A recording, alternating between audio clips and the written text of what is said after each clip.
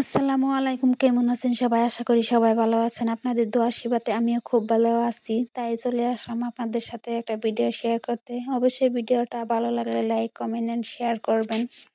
আজকে আমি রান্না করব শুটকি মাছ দিয়ে কলার থুর দিয়ে একটা রেসিপি।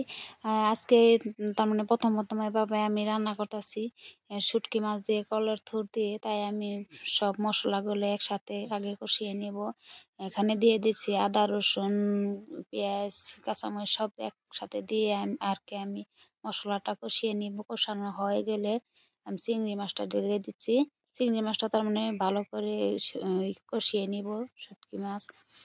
এখন আমি দিয়ে দিচ্ছি কলার থুরটা আগেই আমি সিদ্ধ করে নিয়েছি। তারপরে আমি এখানে দিয়ে দিচ্ছি রান্নার জন্য। সুন্দর করে আমি এখন কষিয়ে নিব।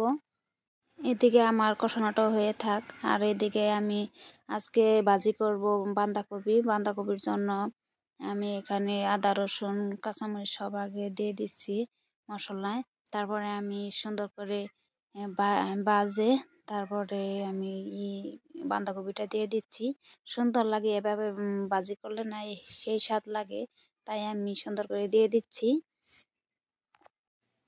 সুন্দর হয়ে গেছে। এই তো আমার ভাজাটা প্রায় হয়েই গেছে ভাজাটা।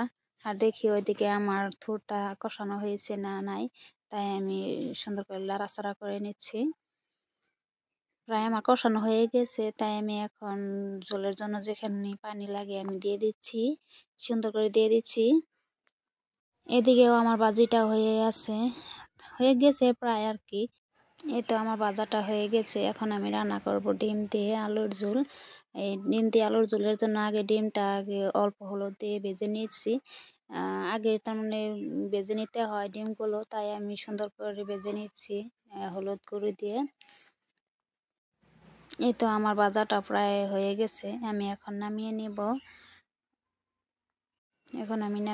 সুন্দর করে একটা একটা করে নামিয়ে নিব।